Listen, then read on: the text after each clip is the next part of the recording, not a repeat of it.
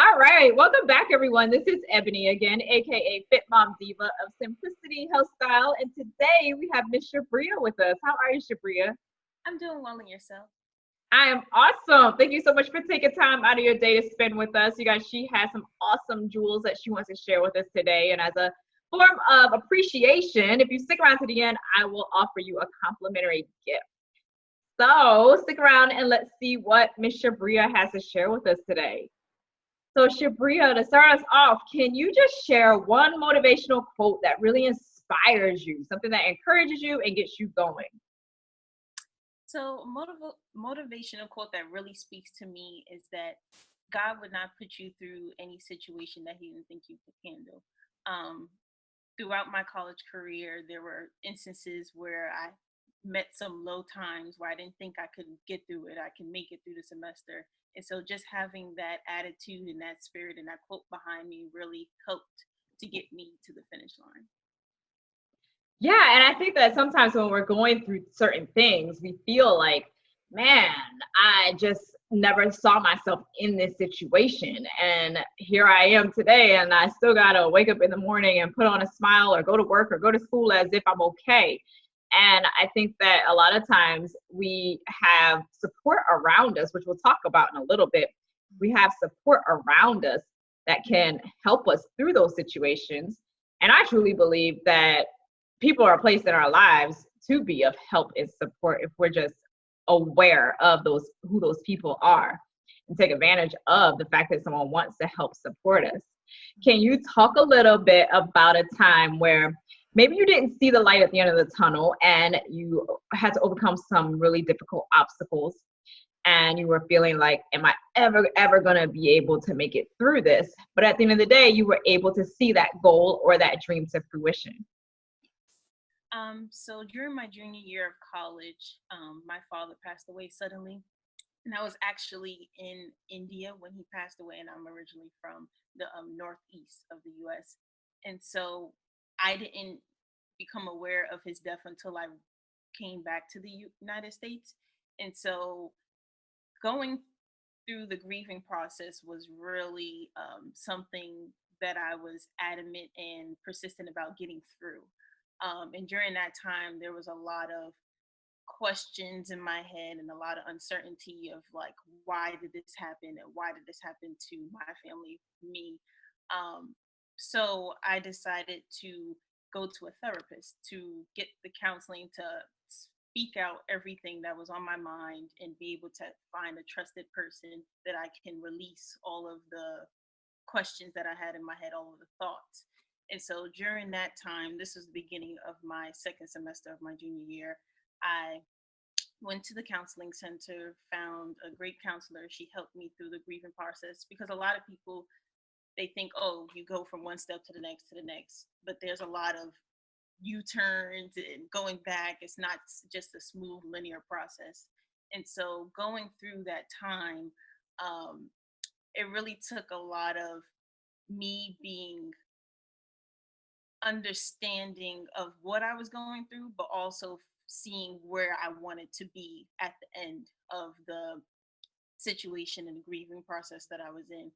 And so through that time, I would definitely say like me finding and me having the courage to go to a counselor and to speak on my emotions and my thoughts was really pivotal in my grieving process, in addition to also my belief in God and just realizing that He wouldn't put me through something that He didn't think I could handle, and just giving me the power and the strength to get through that process. And so my junior year in total was like my hardest academic year. And up until that point, I had a 3.99 GPA. And so I just knew that that semester after my father passed wasn't going to be like the best semester for me. But I still managed to pull through. I actually still managed to get a 4.0 that semester. In addition, I also pledged a sorority at that time. And so just thinking about all the things that I had going on, I was able to still make it and do it successfully. That was really something that pushed me to the level I'm at today in my life. Yeah, and it's unfortunate when things happen when you're close by your family members, but when you're in a total different country, that's a whole different story, and I don't know what all you were doing over there at that time, but it really puts, a damper on what you were over there for as well, and your whole entire day and weeks shift totally around. So that's a very difficult situation, and then having to just deal with the usual grieving process that everybody has to go through. I'm glad that you actually went through the motions of seeking out a therapist too, because sometimes people feel like, well, I should be able to get through this because everybody has death in the family, so why should I go seek out a therapist when everybody has to experience this at some point in time? But I think that being able to bounce our feelings off of someone else, is particularly someone else that is empathetic and professional, can help us get through the grieving process a little quicker and allow us to get back on track with the life that your dad would have wanted you to have anyway. It's a interesting dynamic when people go through things and they believe that they can just handle it on their own without the assistance of a trained therapist. Sometimes, though, we may not be in a situation where we can afford a therapist or can find one that we relate to. So, talk a little bit also about maybe some other support that you may have had through that process, and how people can find a support system if they feel like they're going through something difficult, or they need support. Maybe they're not going through anything difficult. Everything is peachy keen in their life right now, but they want someone to help them through the process of realizing their dreams and aspirations, whatever that may be. Talk a little bit about how people can gain support when they feel like they don't have the type of support that they really need around them for that particular endeavor. So I would definitely say start out by understanding who you want to surround yourself with. So you get into this space of like, oh, I don't like my current predicament. I don't like who's surrounding me. But try to visualize what that person looks like. What values do they have and what attributes? And so after you determine who what that person looks like, then I would suggest finding things that finding events or finding networks that are associated with those values, or those things that those people may have in that situation. So for me, um, even though I was going through the grieving process at that time, I always knew that I am a professional Black woman. And so there was this new organization that came to Howard University seeking young women who were interested in a business professional sorority. And so it aligned with what I wanted, who I wanted to surround myself with. And so as I was also getting through the grieving process, I also had that support system of people who were like-minded, to also keep pushing me and motivating me to get through the situation I was going through. So I would definitely say, like, try to find, it doesn't necessarily have to be an organization, a formalized thing, but if there are events for like professional mixers, why not go? You may find someone who could push you to the next level, not just on a professional level, but just on a personal level. Just finding those people who are like-minded and diving into those situations where you can immerse yourself and find those connections. Yeah, and I think that also, when you go to some of these events, not being too fearful of actually opening up and starting conversation with people too. Because sometimes when people go to formal events like that, they feel like, well, what do I say? And some people are not as savvy with small talk as others. And I think that if you just, push yourself to talk to somebody, a lot of times they're going to be like, oh, I didn't have to be the first one to speak. And then it turns into a really awesome, productive conversation. But sometimes people, when they go to those events, they're just all standing around looking at each other, waiting for the next person to speak, you know? So I've had to do that in certain situations where I'm there and I'm like, well, it doesn't look like if I talk to anybody, they're going to really talk to me. So let me just go over and talk to this person. This person looks approachable. Let me just go over and just start up some conversation and just step outside of my comfort zone. I am not one to love small talk. I prefer to just connect with somebody and then talk. And sometimes I'll talk their head off. But just to go over to somebody and, be forced into small talk conversation, is not really my thing. So I've had to learn how to just approach people that, that look approachable and just start a conversation. But at the end of that conversation, I was glad that I actually initiated conversation instead of just standing there waiting for somebody to come and say hi to me, So taking full advantage of those events, not just going to the event, waiting someone to reach out to you, but taking full advantage of that there are actually people here that I can talk to, And not even just as like a formalized event, like a networking, but even for like an open mic. If you like Yeah. natural talent and stuff, just going to open mic, there's probably going to be someone else in the room that likes something similar to that. So just surrounding yourself with things that you like, and then you're Right. probably likely going to find someone who's going to support you while you're embarking on your endeavors. Yes, and that is so key. Wherever you normally enjoy to hang out, the people that are also hanging out in that environment probably also at least halfway enjoy it, right? Because if they didn't, why would they be there? Unless someone forced them to go, why would they be there? So you already have a common interest. And when you can talk about something that's pretty lighthearted, that's a common interest, and that can develop into a deeper conversation that's going to help you with not only your personal goals, but your professional goals as well. So yes, that's an awesome way to kind of feel like, this is not a threatening environment. We both like open mic, or we both like salsa, or we both like painting pictures, whatever it is, just find something that you enjoy doing. So talk a little bit about that, because that kind of leads into self-care. I believe that a part of self-care is to find things that are enjoyable to you and to infuse those things into your life. Because when it comes to living our purpose and doing things that are meaningful and purposeful, we need to have the energy and the vitality to do so. And so a lot of times when we're frustrated because we're so overwhelmed with our day, we sat in traffic for 2 hours in the morning, 2 hours coming back from work. We got to take care of the family, take care of our own needs, and we're just exhausted by the time that the day is over. But if we can sometimes find at least 15 minutes a day, even doesn't have to be long, but at least 15 minutes a day where we just do something that we love to do. It doesn't matter what it is, something that we love to do. And we do that over a consistent time. It puts a little bit more meaning into our day.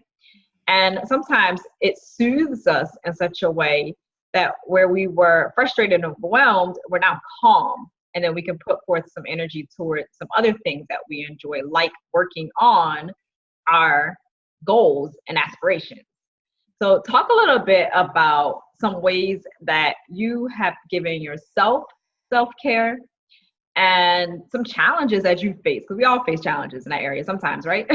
So maybe some challenges that you face when it comes to providing yourself with ongoing self-care. So I guess I'll start with challenges. One thing that I would definitely say for myself is that I'm a giver. I like to really,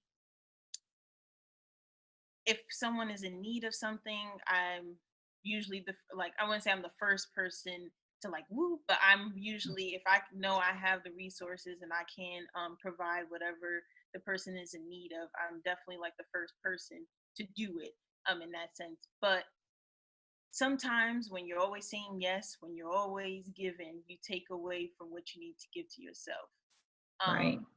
And even some people try to find outlets to where it's in a they find outlets to so that they can give rather than just giving to themselves. So either that's being in a formal relationship or just surrounding themselves with friends that always are taking from them.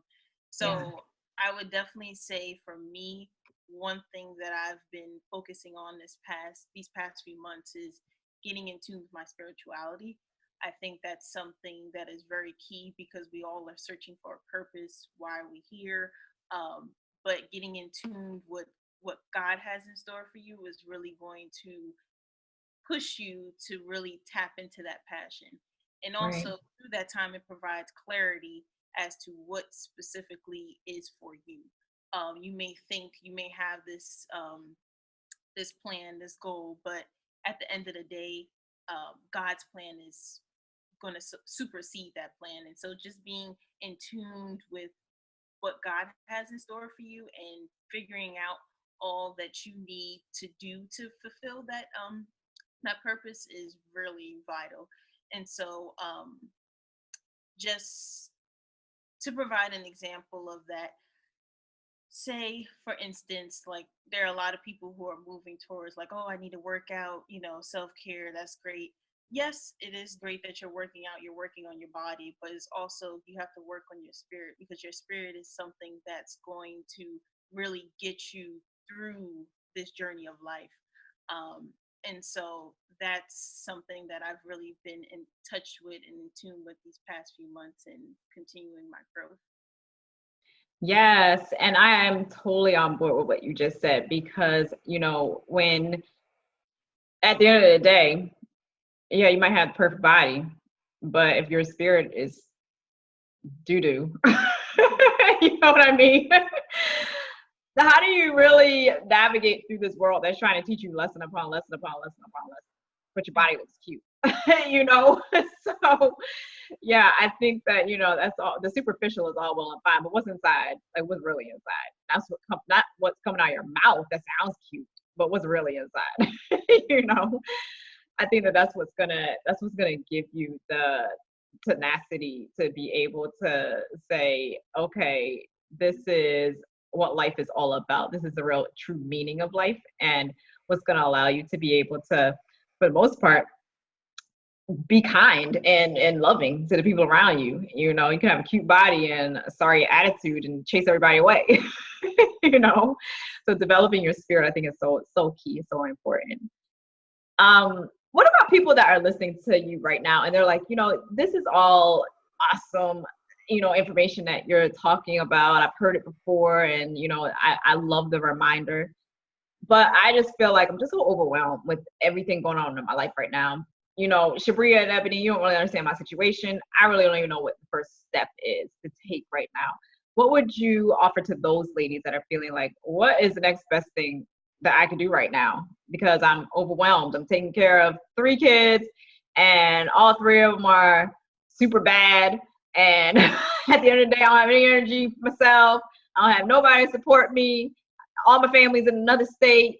Like, what are some words of encouragement that you could give to ladies that are right now feeling like, I don't even know the first step to take?